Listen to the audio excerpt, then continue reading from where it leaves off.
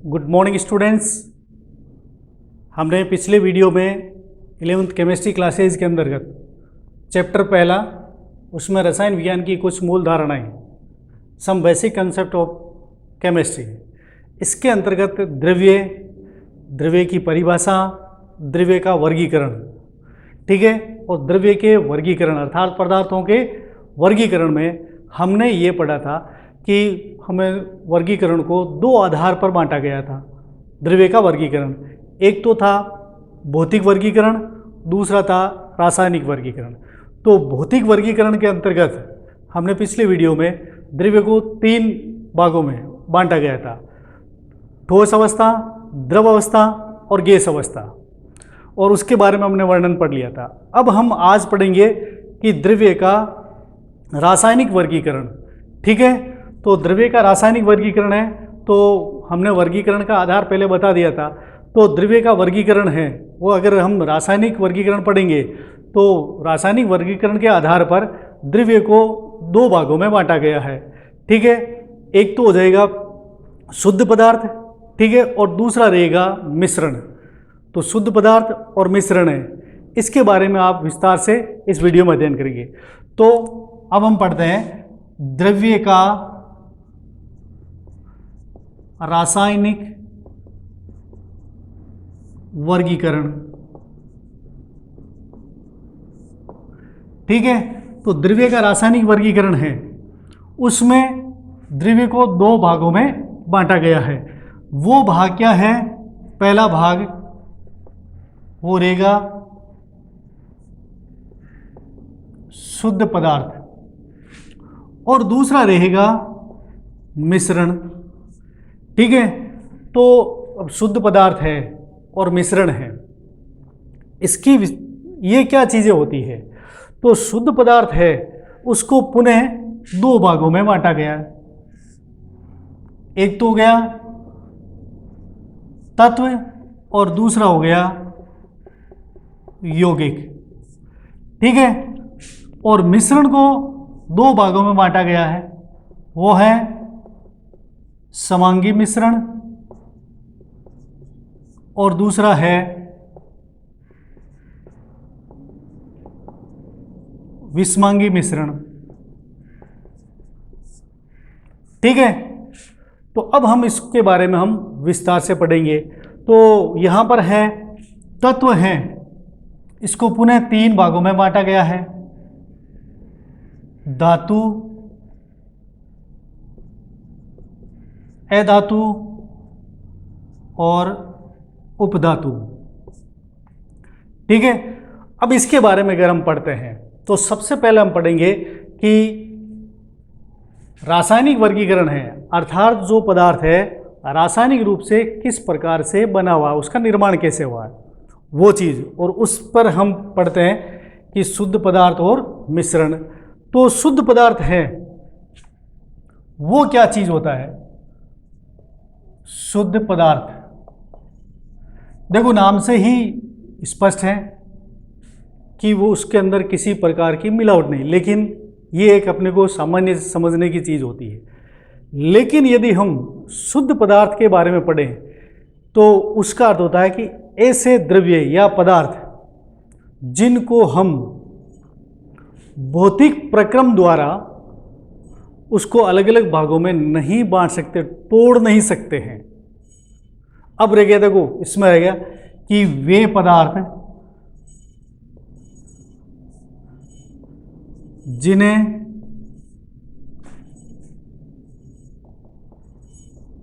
भौतिक प्रक्रमों द्वारा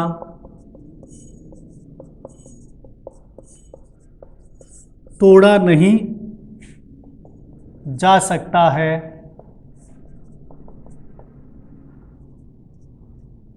शुद्ध पदार्थ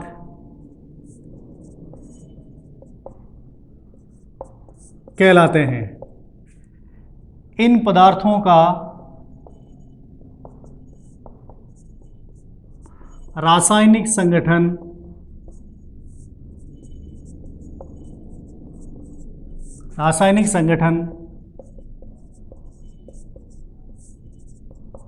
निश्चित होता है। अब हम देखो इसमें एक चीज आएगी, भौतिक प्रक्रम।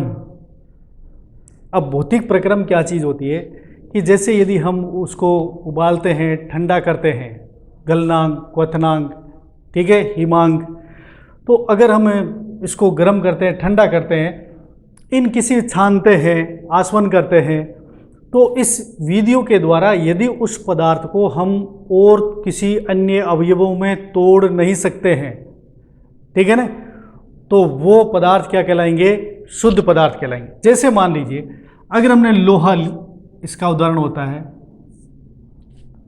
लोहा, जिसके अंदर एक प्रकार के लोहे के परमाणु हो, तो वो अपने आप में क्या कहलाएगा? एक शुद्ध पदार्थ कहलाएगा। चलो ये तो किसी विधि से लोहे के परमाणु को तोड़ नहीं सकते। दूसरी चीज है, यदि हमने लिखा ग्लूकोज, और ग्लूकोज का अणुसूत्र होता है C6H12O6। अगर हमने लिख दिया जल H2O, तो हम देखते हैं कि लोहे के अंदर तो सिर्फ एक प्रकार के ही Fe परमाणु होते हैं, ठीक है, ग्लूकोज और जल है। अब इसके अंदर क्या है? C कार्बन भी है, H हाइड्रोजन भी है, और O ऑक्सीजन भी है। यदि हम ग्लूकोज के अणु को, पदार्थ को, कोई भी भौतिक प्रक्रम, अब एक शब्द है प्रक्रम, इसका अर्थ समझना, क्योंकि ये अपने केमिस्ट्री के अंदर बार बार ये चीज काम आएगी। प्रक्रम का सीधा अर्थ है तरीका, सामान्य रूप में हम उसको कह सकते हैं तरीका, और या अंग्रेजी में कहते हैं हम प्रोसेस, एक ऐसी टेक्निक, ठीक है ना, जिससे पदार्थ को एक रूप से दूसरे रूप में बदला जाता है, उसको बोलते हैं प्रक्रम। यानी ऐसी प्रक्रिया जिसके दौरान कोई पदार्थ एक रूप से दूसरे रूप में बदलता है, उसको हम सामान्य रूप से प्रक्रम कहते हैं, ठीक है। अब प्रक्रम है भौतिक प्रक्रम और रासायनिक प्रक्रम। भौतिक प्रक्रम के अंतर्गत हमें यह ध्यान रखना होता है कि भौतिक प्रक्रम में उसके भौतिक गुण ही बदलते हैं, ठीक है ना। जैसे यदि हम एक चीज देखते हैं कि हमने जो भौतिक वर्गीकरण पढ़ा था, तो भौतिक वर्गीकरण में यदि हम ठोस, यदि उसको हम गर्म करते हैं तो ताप हो गया, गर्म करेंगे पिघलेगा ये, तो वो गया गलनांक, ठीक है, वो भौतिक गुण है। गलनांक, क्वथनांक, हिमांक, ये भौतिक गुण कहलाते हैं। अब गर्म करेंगे तो ये किस में बदल जाएगा? पदार्थ द्रव में बदल जाएगा। द्रव में बदलेगा, उसको हमने और गर्म किया तो ये किस में बदल जाएगा? गैस में बदल जाएगा। गैस को यदि हमने पुनः ठंडा किया, ठीक है, तो वापस वो द्रव में बदल जाएगा, और द्रव को यदि हमने पुनः ठंडा किया तो वो ठोस में बदल जाएगा। तो ये एक प्रक्रिया भौतिक प्रक्रम है। जैसे मान लीजिए अगर हमने पानी है H2O और H2O, जल का सूत्र है H2O होता है। यहाँ पर जो भौतिक प्रक्रम है इसके आधार पर समझना आपको, तो इसके अंदर भौतिक प्रक्रम या भौतिक गुण ऐसे होते हैं कि जिनके अंदर पदार्थ के रंग हैं, गंध है, अवस्था है, ये थोड़ी बहुत परिवर्तित होती है, लेकिन पदार्थ है नए रूप में नहीं बदलता है, उसी रूप का जो पदार्थ है वही रहेगा। उसका रासायनिक संगठन यानी किन से मिलकर बना हुआ, किन तत्वों के से मिलकर बना हुआ, उनका भरात्मक अनुपात क्या है, वो अनुपात या संगठन कभी भी परिवर्तित नहीं होता है, ठीक है ना। वो भौतिक गुण है। अब भौतिक प्रक्रम में तो ये हम देखते हैं पदार्थ है H2O है, तो ये ठोस है, तो हम क्या कहेंगे? H2O की भौतिक अवस्था वो ठोस है, H2O की भौतिक अवस्था द्रव है, H2O की भौतिक अवस्था गैस है। नाम आ रहा है भौतिक। और हम क्या कर रहे हैं? गर्म कर रहे हैं, तो गर्म करना की एक प्रक्रिया हो गई, तो ये एक प्रक्रम बन गया, ठीक है ना। गर्म करना क्या हो गया? प्रक्रम बन गया। यदि हम ठोस, ये हो गई,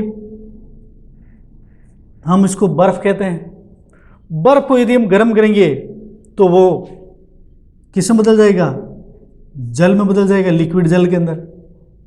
ठीक है ना। जल को अगर हम वापस गर्म किया तो ये जल वाष्प बनेगी। लेकिन इन तीनों चीजों में एस लिखते हैं सॉलिड ठोस के लिए, एल लिखते हैं लिक्विड द्रव के लिए, वाष्प आ गया गैस के लिए।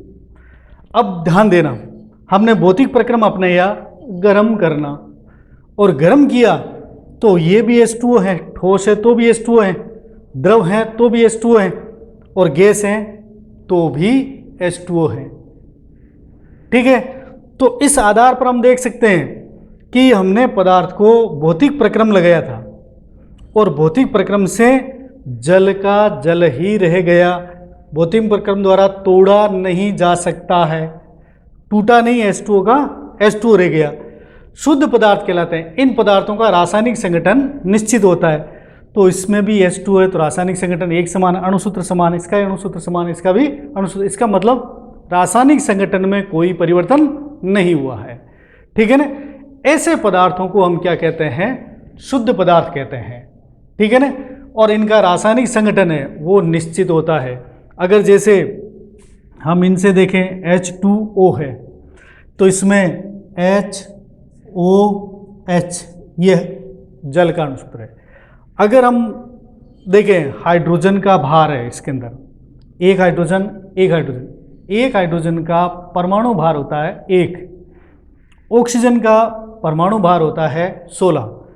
तो 2 हाइड्रोजन है तो H और O, हाइड्रोजन 2 है, एक हाइड्रोजन परमाणु का परमाणु भार होता है 1, तो 1 और 1 कितना हो गया 2, और ऑक्सीजन कितना है 1 है, और एक ऑक्सीजन का परमाणु भार होता है 16, जो आपने पढ़ा होगा 16। इनका अनुपात निकालते हैं 1:8। 1:8 है, ये इसका रासायनिक संगठन हो गया कि जल के अंदर 1 अनुपात में हाइड्रोजन है और 8 अनुपात में ऑक्सीजन है। ठीक है ना। और इसमें H2, अब आप चाहे संख्या कितनी बढ़ा लो, 2 लिखोगे तो यहाँ 4 हो जाएंगे, यहाँ 32 हो जाएंगे। अनुपात क्या रहेगा, 1:8 रहेगा। तो यदि हम पदार्थ को भौतिक प्रक्रम से गुजारते हैं तो उनका अनुपात वही रहने वाला है। इसी प्रकार से यदि हम ग्लूकोज है, ठीक है, C6H12 और O6 होता है ग्लूकोज में, तो कार्बन का परमाणु भार होता है 12 को 6 परमाणु हैं तो ये हो गया 72 हाइड्रोजन के लिए। हाइड्रोजन का हो गया 1 तो 12 है, 12 आ गया। और ये ऑक्सीजन है तो इसमें ऑक्सीजन के 6 परमाणु तो ये हो गए होल के चिन्ह में। ठीक है। अब अगर हम इनको वापस हैं सरल अनुपात में बदलते हैं तो हम देखते हैं इसमें भी 6 का भाग जा रहा है, इसमें 6 का जा रहा है, इसमें 6 का जा रहा है, तो वापस क्या हो जाएंगे 1, अगर 6 का भाग दिया या 12 का भाग लगा देते हैं तो 12 6 के 72, 12 8 चिन्ह में, तो 12 6 के 72, 12 एकम 12 और 12 8 चिन्ह में, तो 6:1:8 अनुपात बन गया। ठीक है। तो इस तरह से इनका जो तत्वों का रासायनिक संगठन है ना, अनुपात है, वो सदैव क्या रहेगा, समान रहेगा। इसके अंदर कोई परिवर्तन नहीं होता है। कब, जब भौतिक प्रक्रम द्वारा हम तोड़ने का प्रयास करते हैं तो वो टूटता नहीं है और इनका रासायनिक संगठन सदैव स्थिर रहता है, समान रहता है, नहीं बदलता है। ऐसे पदार्थों को हम शुद्ध पदार्थ कहते हैं। ठीक है। अब है शुद्ध पदार्थ के अंदर इसको 2 वर्गों में बांटा गया है। ठीक है। एक तो हो गया तत्व, दूसरा हो गया यौगिक। तो अब आप इस चीज़ों को नोट कर लीजिए शुद्ध पदार्थ के लिए।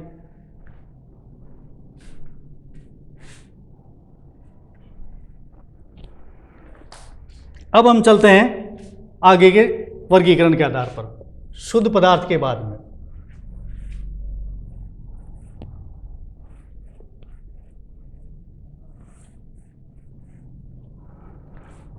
अब देखो शुद्ध पदार्थ को पुनः 2 भागों में बांटा गया है। एक तो है तत्व और एक है यौगिक। अब देखो शुद्ध पदार्थ है, दो भाग में आ गया, तो पहला हो गया इसमें तत्व।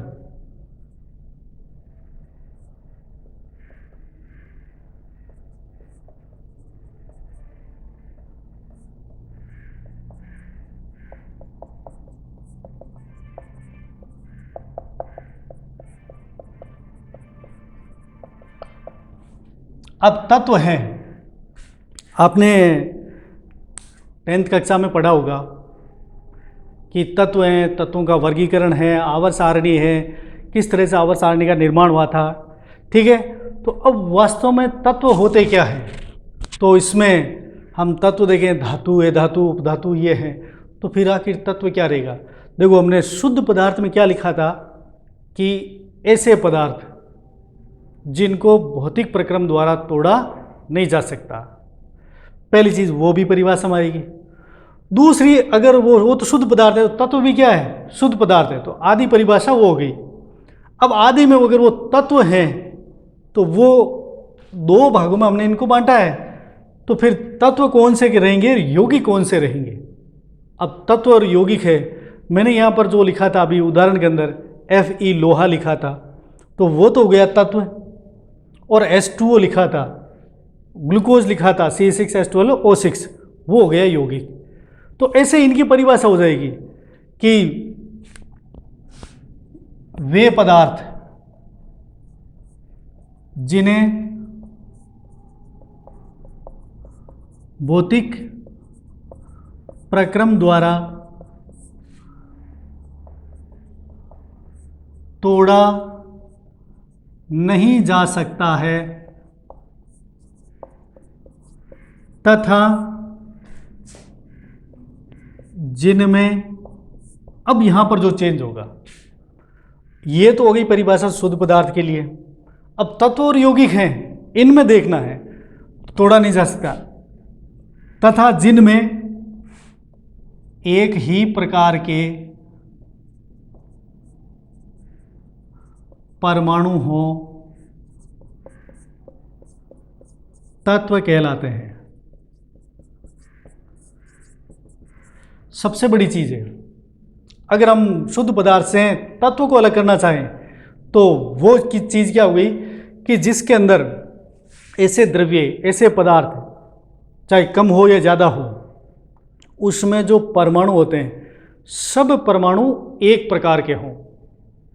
जैसे मान लीजिए हमने अगर Cu, जिसको कॉपर या तांबा कहते हैं, इसका उदाहरण है, कॉपर है, इसके अंदर अगर हम कोई भी चीज़ ले ली तो वो अगर पूरी पूरी, अगर मान लीजिए ये कॉपर का बना हुआ है और उसमें कोई अन्य परमाणु नहीं है, केवल Cu कॉपर के ही परमाणु हैं, तो चाहे वो एक हैं चाहे वो लाखों संख्या में हो, तो भी वो क्या कहलाएगा, तत्व कहलाएगा। है तो वो पदार्थ, लेकिन पदार्थ में क्या हो गया कि इसमें परमाणु हैं, केवल एक प्रकार के हैं। ठीक है ना, तो वो एक प्रकार के परमाणु हैं, तब तो वो कहलाएगा तत्व। और जब उसी पदार्थ के अंदर दो अलग अलग प्रकार के परमाणु आ गए, दो अलग अलग प्रकार के परमाणु आ गए, तो जैसे परमाणु अलग आएंगे तब वो हो जाएगा यौगिक। ठीक है, फिर हम बाद में यौगिक और मिश्रण है, वो भी एक जैसे हैं, इनमें भी अलग अलग प्रकार के परमाणु होते हैं, इसमें भी अलग अलग प्रकार के परमाणु होते हैं, इसमें एक प्रकार के परमाणु होते हैं। अब इनमें अंतर है, फिर हम मिश्रण बताऊंगा तब इसमें बता दूंगा यौगिक की परिभाषा के बाद में। तो इसमें जैसे कॉपर है और Au, ये सोना या जिसको हम गोल्ड कहते हैं, है ना, ओरम ये है। तो सोने की अगर कोई चीज़ है तो उसमें सारी चीज़ें किसकी रहेगी, परमाणु रहेंगे, सोने के परमाणु रहेंगे।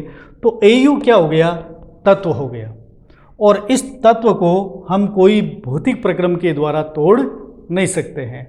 यदि हम जैसे सोने है, चांदी है, कॉपर है, जितने भी आवर्त सारणी में जो सिंगल वर्ड के हैं, ठीक है ना, आप जैसे कोई यौगिक नहीं पढ़ते हो आवर्त सारणी के अंदर, केवल तत्वों के नाम हैं, वो सारे तत्व हैं, उनके उदाहरण बन गए।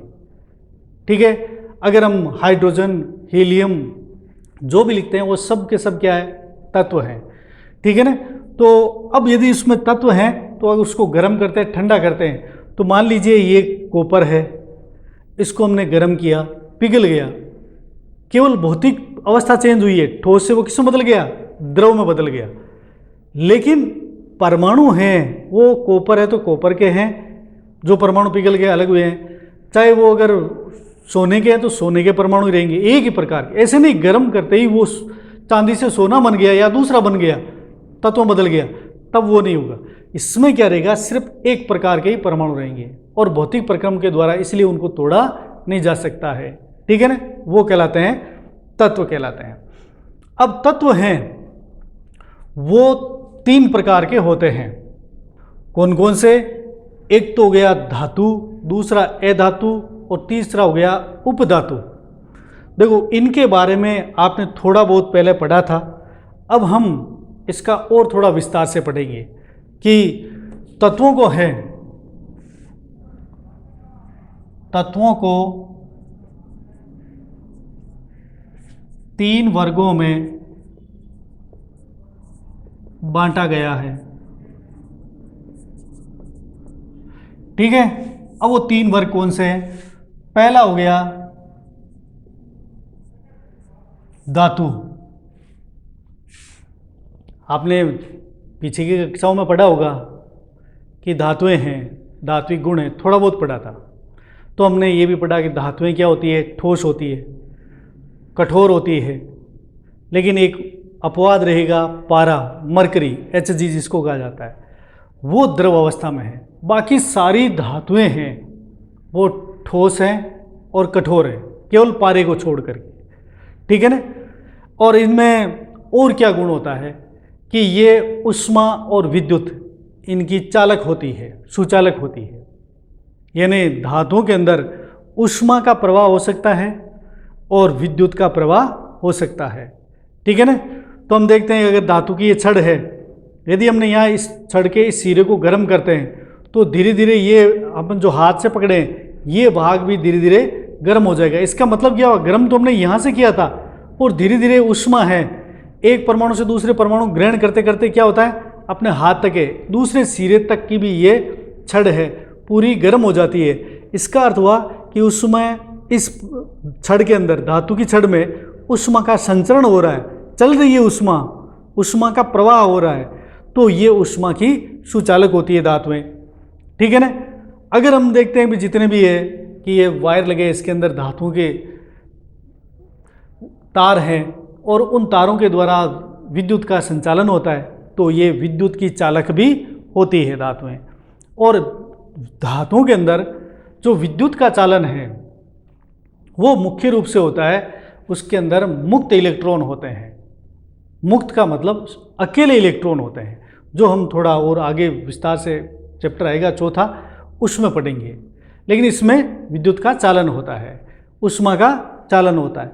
इनको हम धातुओं को पीटते हैं तो ये फैल जाती है।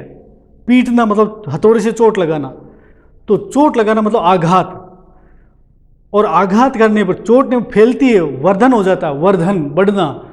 तो इनके अंदर आघात वर्धनीयता का गुण होता है। ठीक है ना।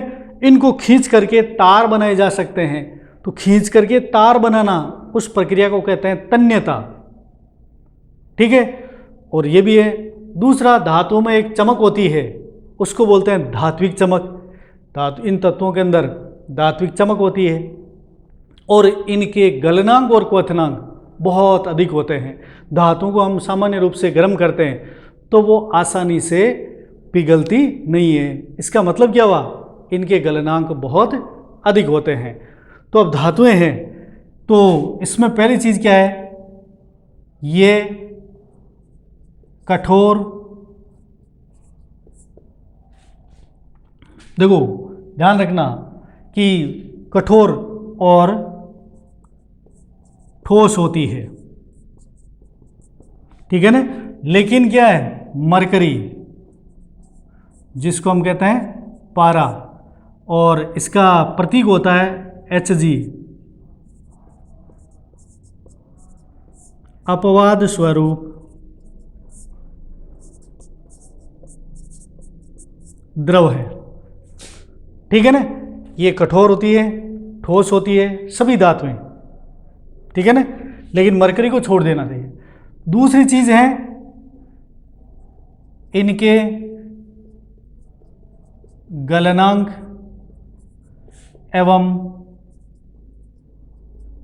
क्वथनांक उच्च होते हैं, बहुत अधिक होते हैं। इनको आसानी से पिघलाया नहीं जा सकता, इनको आसानी से वाष्पित नहीं किया जा सकता, तो इनके गलनांक और क्वथनांक अधिक होते हैं। तीसरी चीज है इनमें धात्विक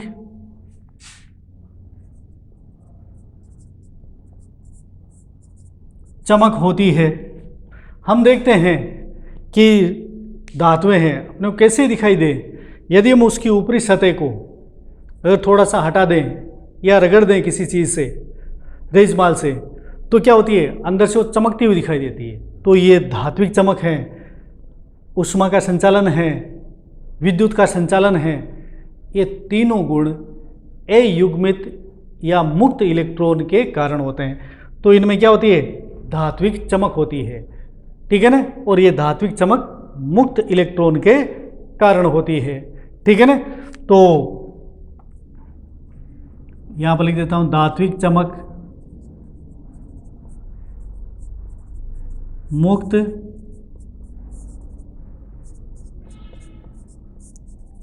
इलेक्ट्रॉन के कारण होती है, ठीक है। अब चौथा गुण, ये ऊष्मा तथा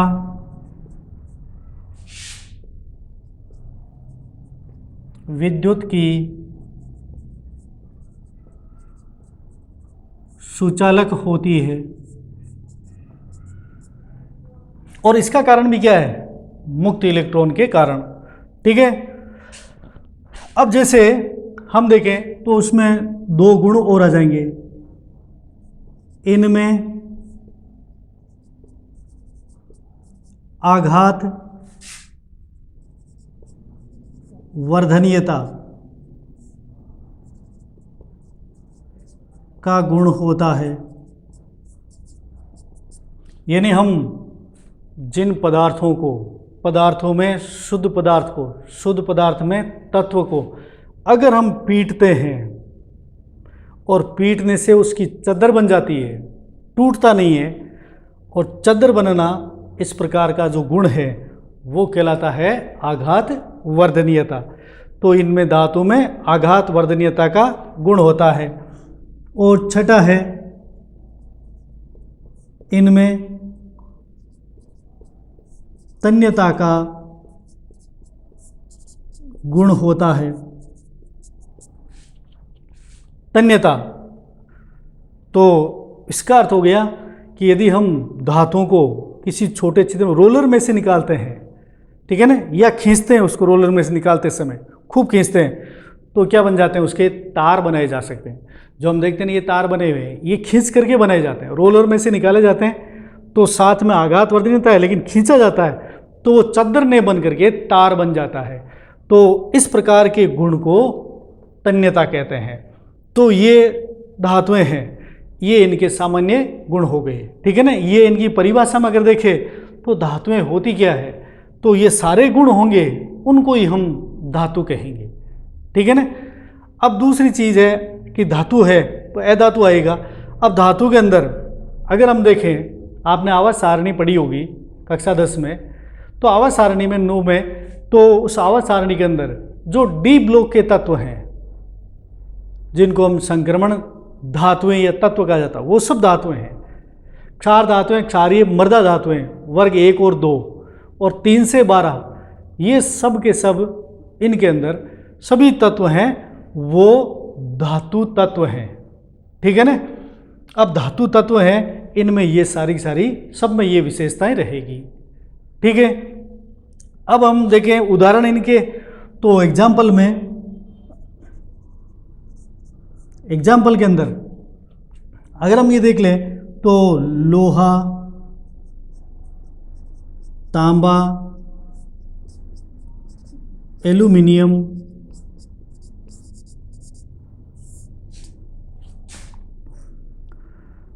सोना, चांदी, ये सब क्या हो गए? धातु तत्व के उदाहरण हो गए। ठीक है ना। अब हम पढ़ेंगे ए धातु। अब इनसे विपरीत थोड़ा बहुत अंतर रहेगा। अब ध्यान देना, धातु आ गया, अब ए धातु है। इसी चीज को देखते हुए रखना। ए धातु में क्या रहेगा? ए धातु है, धातु तो सारी की सारी धातुएं केवल मरकरी को छोड़ करके सब ठोस है। सब के सब धातु क्या है? ठोस है। ए धातु के अंदर अगर हम देखें तो उसमें ठोस भी है, द्रव भी है और गैस, अर्थात ए धातुएं हैं ठोस, द्रव तथा गैस, तीनों अवस्था में होते हैं।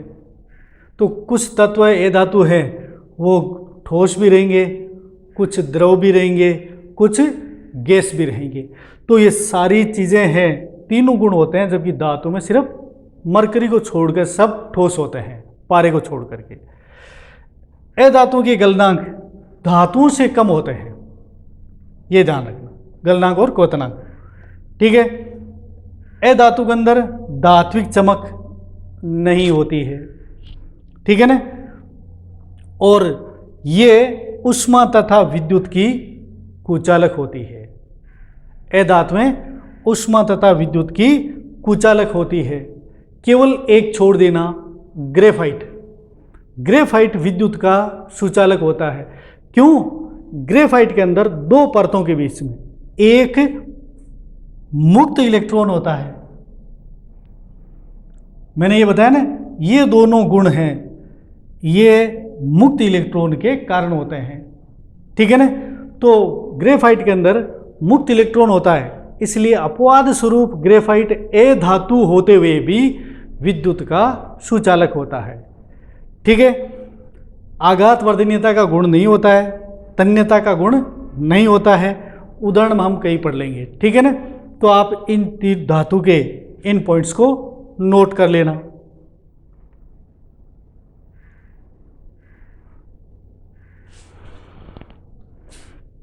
चलो अब हम दूसरा पढ़ते हैं, ए धातु।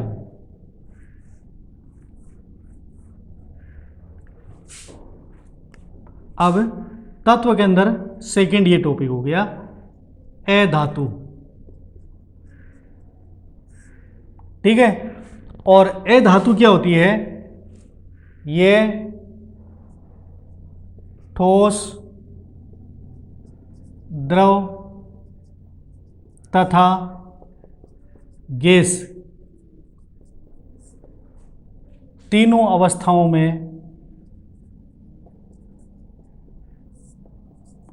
में पाए जाते हैं। यानी ए धातु है वो ठोस भी होते हैं, कुछ ए धातु ठोस है, कुछ ए धातु द्रव है, कुछ ए धातु गैस है। ठीक है ना। तो दूसरा गुण है, ये विद्युत तथा ऊष्मा की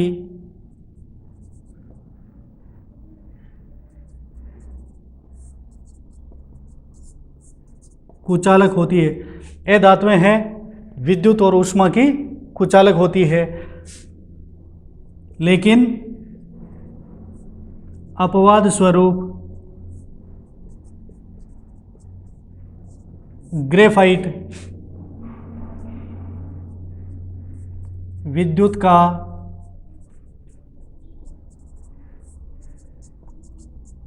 सुचालक होता है। ठीक है। तो ग्रेफाइट क्या रहेगा? विद्युत का, ये एक है। तो दोनों में एक एक अपवाद आ गए। अब एक चीज ध्यान देना, हर जगह हर विषय के अंदर कुछ न कुछ अपवाद होते हैं। अब आप अपवाद का अर्थ ये मत लेना कि अपवाद का कोई कारण पता नहीं है या नहीं है, क्या होता है, क्यों कहते हैं। अगर हमें इस चीज़ पर ध्यान देना है तो अपवाद वास्तव में किसे कहा जाता है, तो छोटी कक्षाओं में इतना ही बताया जाता है अपवाद है ये, ऐसा होता है। लेकिन कारण क्या है कि जिस चीज़ के अंदर कोई अन्य गुण आता है, ठीक है ना, जो दूसरे से भिन्नता रखता है, उस भिन्नता का कारण यदि हमें पता नहीं है, कारण पता नहीं है, तब हम उसको अपवाद कहते हैं। और जैसे ही यदि हमें उस अपवाद का कारण या उस गुण में भिन्नता का कारण का पता लग जाए कि इस कारण से ये ऐसा है, तब उसको हम अपवाद नहीं कहते हैं। फिर हम उस गुण के आधार पर उसको दूसरी जगह रख देते हैं या दूसरे समूह के साथ में उसका वर्णन करते हैं, उसके साथ में नहीं करते हैं। तो इसमें क्या है, ग्रेफाइट चालक हैं मुक्त इलेक्ट्रॉन के कारण, लेकिन ये क्यों होता है, क्या कारण है, अभी इनके कारण का एकदम से विशेष रूप से उसका कारण स्पष्ट नहीं हो पाया। इसलिए हम ए धातु के अंदर रख करके इसके गुणों का अध्ययन करते हैं, लेकिन ये गुण छोड़ देते हैं। क्यों? विद्युत का चालक है, क्योंकि ग्रेफाइट के अंदर मुक्त इलेक्ट्रॉन होता है। क्यों होता है, क्या कारण है, कैसी स्थितियाँ आती है, इनका विस्तार से अपने को कारण का पता नहीं है, इसलिए हम इसको अपवाद मानते हैं। ठीक है ना, अपवाद का अर्थ यही है कि ये ऐसा है तो इसका कारण का पता नहीं है। ठीक है। नंबर 3, इनके गलनांक एवं क्वथनांक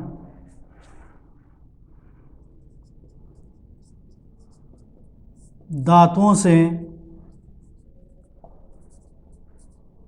अपेक्षाकृत कम होते हैं। ठीक है, धातुएं अत्यधिक कठोर होती है, ठोस ही है, ये ठोस द्रव गैस तीनों में है, तो इसका सीधा अर्थ है कि इनके गलनांक क्वथनांक धातुओं से कम रहेंगे। ठीक है ना, कहीं पर लिखा रहता है ना अपेक्षाकृत, कुछ अधातुएं होती है, कुछ अधातुएं होती है जिनके गलनांक क्वथनांक धातुओं से भी अधिक होते हैं।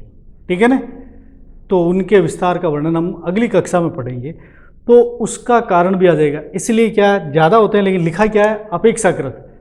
ठीक है ना, तो इनके गलनांक क्वथनांक, क्यों, ठोस के अलावा ये द्रव में होते हैं और गैस में भी होते हैं, तो द्रव और गैस का गलनांक है, क्वथनांक है, ये तो ठोसों की तुलना में कम रहेंगे, अर्थात धातुओं से कम हो जाएंगे। ठीक है। नंबर 4,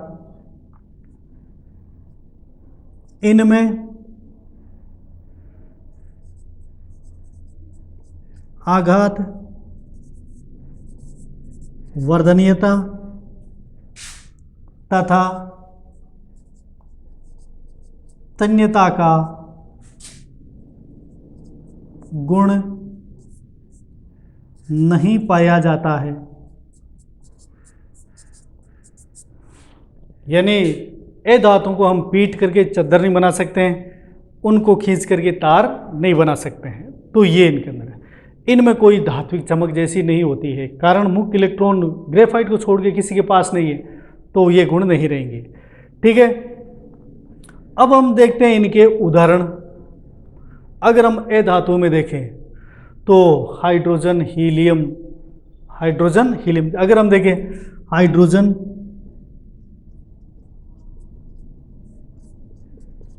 ऑक्सीजन, नाइट्रोजन, ये सब क्या है, गैस है। ठीक है। अगर हमने लिखा ब्रोमीन, Br, वो द्रव है, और गंधक जिसको हम सल्फर कहते हैं वो ठोस है। तो उदाहरण लिखे मैंने 3, हाइड्रोजन, ऑक्सीजन, कई उदाहरण होते हैं, ये ए धातु है, तो हाइड्रोजन क्या हो गया, गैस है, ए धातु होते भी गैस में आ गया, ब्रोमीन ए धातु है, वो द्रव हो गया, और सल्फर या गंधक है, वो क्या हो गया, ठोस हो गया। ठीक है ना, तो इस तरह से ए धातुएं हैं, ठोस, द्रव और गैस तीनों अवस्थाओं में पाई जाती है। ठीक है ना, तो ये इस तरह से ए धातु के लिए आ गया। अब हम चलते हैं उपधातु। ठीक है, इनको आप नोट कर लेना।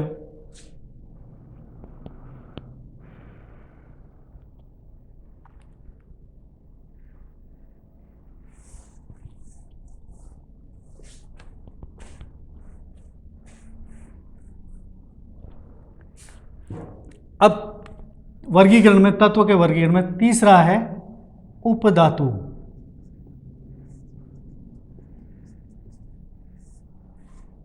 ठीक है ना। उपधातु है क्या? तत्व है। अब उपधातु की सिर्फ एक परिभाषा होती है, एक गुण मुख्य होता है, इसलिए हम उसको परिभाषा में ले सकते हैं। उपधातु है, इसके अंदर देखो न तो धातु नाम है न ए धातु है, बीच का धातु है। किनके? इन दोनों के।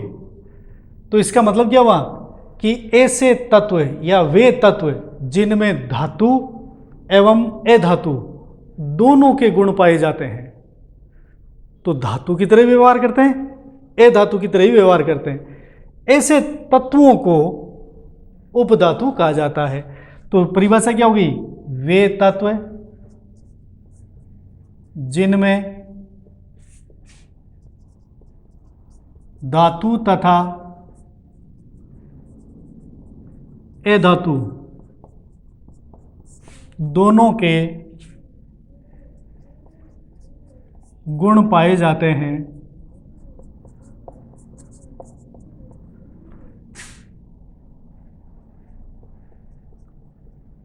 उपधातुएं कहलाती है। ठीक है, कि धातु की तरह भी व्यवहार करते हैं। कुछ गुण धातुओं वाले होते हैं, कुछ गुण ए धातुओं वाले भी होते हैं। तो इसके उदाहरण क्या रहेंगे, वो उदाहरण में देखते हैं हम। आर्सेनिक, एंटीमनी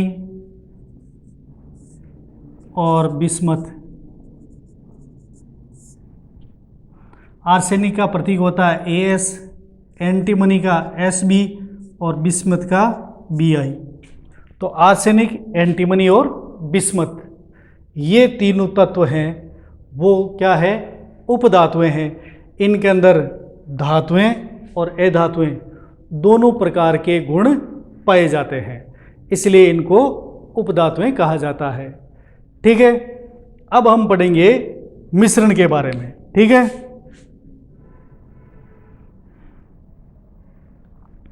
तो मिश्रण है क्या चीज़ है? अब मिश्रण से पहले एक रह गया यौगिक। अब यौगिक क्या चीज़ है? तो शुद्ध पदार्थ में तत्व आ गए, अब आ गया दूसरा पॉइंट है इसका, यौगिक। अब शुद्ध पदार्थ में तत्व और यौगिक। अब यौगिक क्या चीज़ है? अब यौगिक में ये रहेगा कि इसके अंदर एक प्रकार के परमाणु होते हैं, लेकिन यौगिक में एक से अधिक प्रकार के परमाणु होते हैं। तो दो वे पदार्थ जो दो या दो से अधिक तत्वों से, दो या दो से अधिक तत्वों से एक निश्चित अनुपात में मिलकर बनते हैं, जिनका रासायनिक संगठन समान होता है, यौगिक कहलाते हैं। तो परिभाषा क्या होगी? वे पदार्थ जो दो या दो से अधिक प्रकार के तत्वों से निश्चित अनुपात में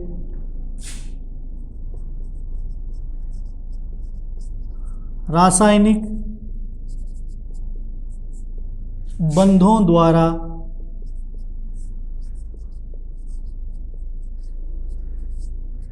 संयोजित होकर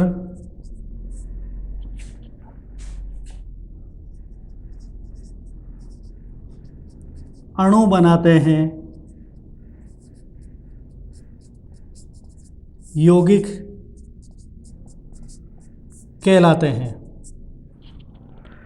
वे पदार्थ जो दो या दो से अधिक प्रकार के तत्व होते हैं, उनके परमाणु रहेंगे तत्वों से निश्चित अनुपात में, अनुपात क्या रहेगा? निश्चित रहेगा, निश्चित अनुपात में रासायनिक बंधों द्वारा संयोजित होकर जुड़ करके अणु बनाते हैं, यौगिक कहलाते हैं। ऐसे पदार्थ को हम क्या कहते हैं? यौगिक कहते हैं। अब जैसे मान लीजिए अगर हम देखें कार्बन डाइऑक्साइड, ठीक है, इसका सूत्र होता है CO2। चाहे आप इसमें देखें तो क्या है, कौन कौन से परमाणु हैं? तत्व रह जाएंगे कार्बन और ऑक्सीजन, ठीक है ना। कार्बन का एक परमाणु यानी एक तत्व हो गया कार्बन, दूसरा तत्व हो गया ऑक्सीजन। कार्बन है तो उसमें एक कार्बन है और ऑक्सीजन कितने हैं? 2 ऑक्सीजन है। एक कार्बन का भार 12 है, ऑक्सीजन का भार है 2 × 16, तो ये 12 और ये 32। तो ये C अनुपात अगर O लिखा ना निश्चित अनुपात में, अनुपात क्या हो गया? 12:32, ठीक है। इसको यदि हम सरल अनुपात में बांटना चाहें तो 4 के पाड़े से 4 × 12, 8 × 4 = 32, तो 3:8 में। अगर आप 3:8 में कार्बन और ऑक्सीजन को मिलाएंगे तो आपको कार्बन डाइऑक्साइड प्राप्त होगी। अब ये अनुपात है सदैव, चाहे आप या 1 और 2 हैं या 2 और 4, 2 से गुणा कर दो, 3 से गुणा कर दो, 4 से गुणा कर दो, इनका अनुपात यही रहेगा। और ये जब परमाणु हैं 2 या 2 से ज़्यादा परमाणु आपस में जुड़ते हैं, एक दूसरे को आकर्षित करते हैं, उस आकर्षण बल को या आकर्षित करने के गुण को या क्षमता को हम कहते हैं रासायनिक बंध। एक परमाणु दूसरे परमाणु के साथ जुड़ता है, ठीक है ना, तो जुड़ने का एक ही कारण होता है दोनों के बीच में आकर्षण बल। तो एक ये भी इसको आकर्षित कर रहा है, ये भी कर रहा है, तो दोनों क्या हो गए? एक दूसरे के निकट आ गए। इस आकर्षण बल को कहते हैं रासायनिक बंध कहते हैं। तो ये है 3 कार्बन के और 8 ऑक्सीजन के परमाणु जब मिलेंगे इसी अनुपात में अगर चलता रहे, ठीक है ना, तो वो परमाणु एक दूसरे को आकर्षित करके, अनुपात ये रहेगा तो वो तत्व मिल करके कार्बन डाइऑक्साइड ही बनाएंगे। इसी प्रकार से जल के लिए रह जाएगा। तो अब हमने पढ़ लिया शुद्ध पदार्थ, तत्व, और तत्व के अंदर धातु, अधातु, उपधातु और यौगिक। अब जितने भी अगर हम देखें H2O जल हैं, जल H2O, इसमें तत्व कौन कौन से हैं? हाइड्रोजन और ऑक्सीजन है। तो अगर हम बाहर का अनुपात देखें, हाइड्रोजन का 2 अनुपात, ऑक्सीजन का 16, 2:16, 1:8। 1:8 के अंदर हाइड्रोजन और ऑक्सीजन मिलेंगे तो जल का निर्माण करेंगे, और वो किससे जुड़ेगा? रासायनिक बंधों द्वारा। तो इनमें अनुपात क्या रहेगा? निश्चित। अब अनुपात ये निश्चित आ रहा है। अगर हमने मान लीजिए ये तो 1 के लिए दे दिया, अगर हमने यहाँ पर 10 लिख दिया तो आप इससे गुणा कर दीजिए 30 और इससे गुणा कर दीजिए 10 से 80, ठीक है ना। अगर 10 परमाणु 10 से गुणा करिए, ये 10 परमाणु और ये 20 परमाणु तो आपस में मिलेंगे तो ये 30:80 में आ जाएंगे। अनुपात क्या रहेगा? वापस 3:8 आ जाएगा, ठीक है। तो इस तरह से इनका अनुपात कभी भी परिवर्तित नहीं हो, निश्चित अनुपात में संयोग करते हैं। जैसे अनुपात बदलेगा तो फिर कार्बन डाइऑक्साइड या जल ऐसे नहीं बनेंगे, कोई अन्य पदार्थ बन जाएगा, ठीक है ना। तो इस तरह से यौगिक क्या होते हैं कि जो 2 या 2 से ज़्यादा प्रकार के तत्व हैं उनके परमाणु आपस में मिलेंगे, वही किसमें? निश्चित अनुपात में रासायनिक बंधों द्वारा संयोजित होकर अणु बनाते हैं, ठीक है ना, वो गले। और इसमें एक चीज़ ये भी रहेगी कि इनका रासायनिक संगठन निश्चित होता है। निश्चित अनुपात हो गया ना, तो इनका रासायनिक संगठन क्या होता है? निश्चित होता है, तो वो कहलाते हैं यौगिक, ठीक है। और हम अगले वीडियो में हम इसके बारे में पढ़ेंगे मिश्रण के अंदर समांगी और विषमांगी। तो समांगी और विषमांगी, फिर उसके बाद में हम भौतिक और रासायनिक गुण, द्रव्य के गुण के अंदर भौतिक गुण और रासायनिक गुणों के बारे में, और इसके बाद में पढ़ेंगे हम कि हमें कोई भी राशियां हैं भौतिक गुणों में, जैसे अगर भौतिक राशियां होती है उन भौतिक राशियों के यानी द्रव्य का मापन है हम किस आधार पर करेंगे, तो इन भौतिक राशियों के बारे में भी हम पढ़ेंगे अगले वीडियो में। ठीक है, तब तक के लिए धन्यवाद। इन चीज़ों को आप नोट करते रहना।